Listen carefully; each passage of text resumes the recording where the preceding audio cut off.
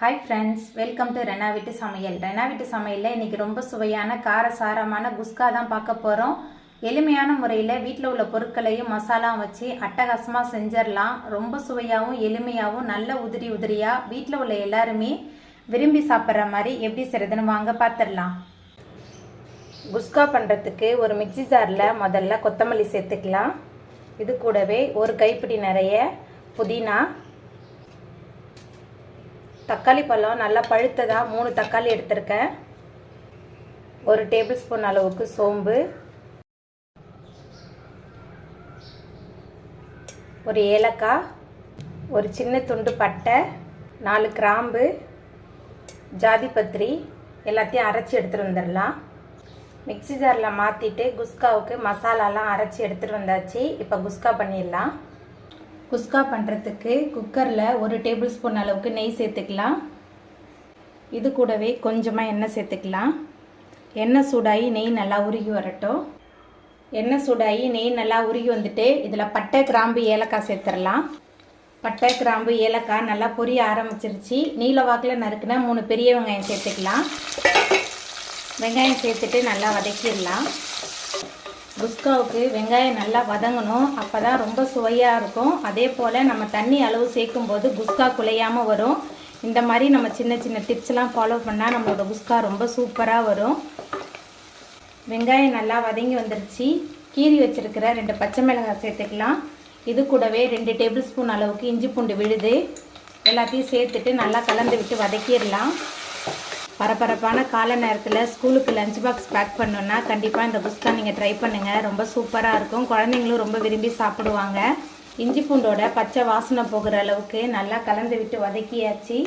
அதுக்கப்புறமா நம்ம மிக்சியில் சேர்த்து அரைச்சி விழுது சேர்த்துடலாம். அரைச்ச விழுது சேர்த்துட்டு நல்லா கலந்து விட்டுடலாம்.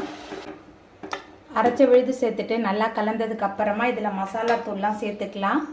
குழம்பு மிளகாய் தூள் 5 டேபிள் ஸ்பூன் எடுத்திருக்கேன். இது கூடவே கொஞ்சமாக மஞ்சத்தூள் சேர்த்துக்கலாம்.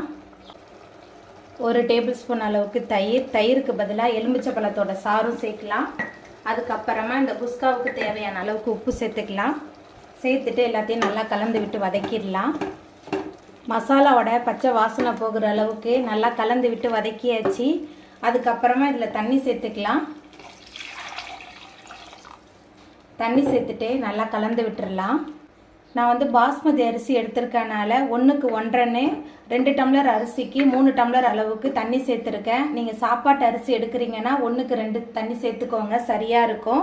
இப்போ ஒரு மூடி போட்டு வச்சிடலாம். மசாலாவோட பச்சை வாசனை போகிற அளவுக்கு நல்லா கொதிச்சு வரட்டும். மசாலாவோட பச்சை வாசனை போகிற அளவுக்கு நல்லா கொதிச்சு வந்துருச்சு. அதுக்கப்புறமா இதில் நம்ம அரிசி சேர்த்துக்கலாம். அரிசி பாஸ்மதி அரிசி எடுத்திருக்கேன், 10 நிமிஷமாக ஊற வச்சுருந்தேன். அரிசி போடுறதுக்கு முன்னாடி உப்பு காரெல்லாம் செக் பண்ணிக்கோங்க. உப்பும் காரமும் கொஞ்சம் தூக்கலாக இருக்கணும், அப்போ தான் அரிசி போடும்போது சமமாக இருக்கும். அரிசி சேர்த்துட்டு நல்லா கலந்து விட்டுடலாம். அரிசி சேர்த்துட்டு நல்லா கலந்தாச்சு.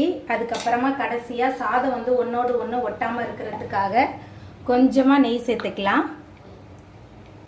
நெய்க்கு பதிலாக எண்ணெய் கூட சேர்த்துக்கலாம். நெய் சேர்த்துட்டு நல்லா கலந்ததுக்கப்புறமா குக்கரை மூடிடலாம்.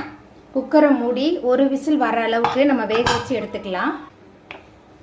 குக்கர் ஒரு விசில் வந்ததுக்கப்புறமா அடுப்பை ஆஃப் பண்ணி வச்சுட்டேன். பாருங்கள் எவ்வளோ சூப்பராக வந்திருக்குன்னு சொல்லிட்டு. இந்த மாதிரி குச்சி குச்சியாக நிற்கணும், அப்போ தான் நல்லா பர்ஃபெக்டாக நம்மளோட குஸ்கா சூப்பராக ரெடி ஆகிட்டுன்னு அர்த்தம்.